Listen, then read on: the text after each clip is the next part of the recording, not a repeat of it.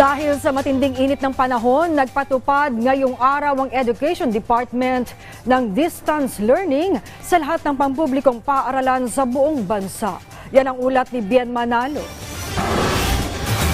Nangangamba si Jesus Goco tuwing papasok sa eskwelahan ng kanyang anak na high school student. Ngayong matindi ang init ng panahon. Kaya si Jesus pabor sa ipinatupad na distance learning ng Education Department ngayong araw. Pabor po ako sa distance learning po ng pinatupad po ng DepEd. Kasi po para rin po sa mga bata at saka sa init po ngayon ng panahon. Ano rin po ang init Nakaka-stress po para sa mga bata.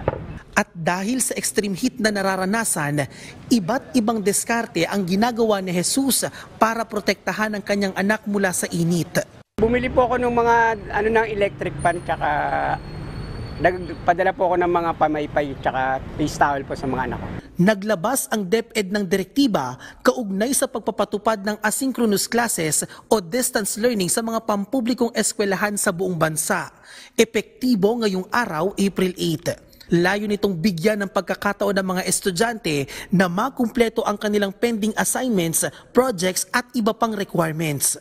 Bukod sa mga estudyante, hindi na rin kinakailangan pang mag-report ngayong araw ng mga teaching and non-teaching personnel sa mga pampublikong paaralan. Para kay Dr. Wilma Pilar Rizal, punong guro ng President Corazon C. Aquino Elementary School, magandang pagkakataon ito para makapagpahinga at magkaroon ng mahabang family bonding ang mga bata at mga guro. Hindi naman ibig sabihin na pag sinabing asynchronous ay tigil na ang pag-aaral ng mga bata.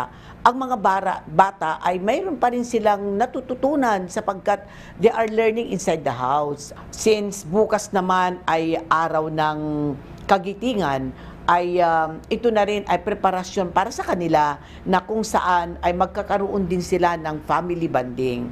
Ipinauubaya na ng kagawaran sa pamunuan ng private school ang desisyon sa pagpapatupad ng distance learning. Samantala, tinalakay ni Senator Win Gatchalian sa Philippine Business for Education Annual Membership Meeting ang ilang mungkahi kaugnay sa pagsasaayos ng sektor ng edukasyon sa Pilipinas.